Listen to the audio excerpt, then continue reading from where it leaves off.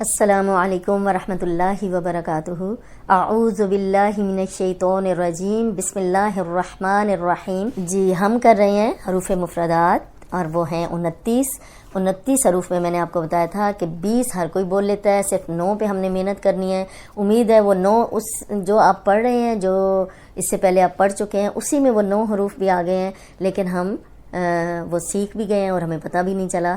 اب ہم نے پچھلے لیسن میں ہم نے کیا پڑھا تھا؟ 6 حروف ہلکی ہم نے پڑھے تھے، اور اس کے بعد ہم نے 3 نرم حروف پڑھے تھے، 3 سیٹی والے پڑھے تھے۔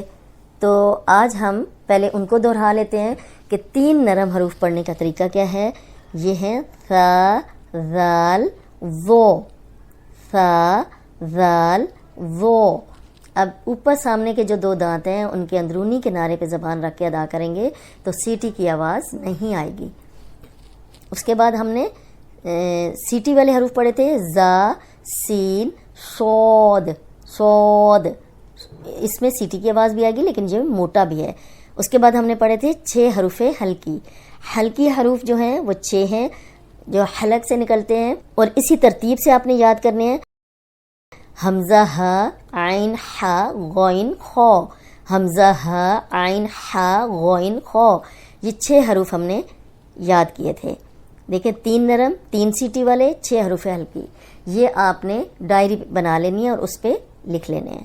آج ہم پڑھیں گے 7 موٹے حروف، ٹھیک ہے، جو کبھی بھی باریک ہم نہیں پڑھ سکتے قرآن میں۔ اگر ہم ان کو باریک پڑھیں گے تو حرام غلطیاں ہوں گی، اور حرام غلطی ترجمہ بدل جائے گا۔ وہ کون سے ہیں؟ خا، خا، خا، صاد، صاد، ضاد، صاد، ضاد، غین، تو، قاف، ظا۔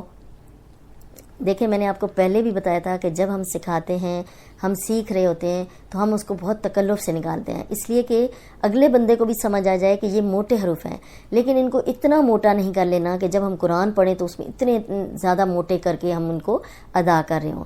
آپ نے موٹے کرنے ہیں، لیکن زبان جو ہے وہ مخارج پہ جہاں سے نکل رہے ہیں وہاں پہ ہی لگنی چاہیے۔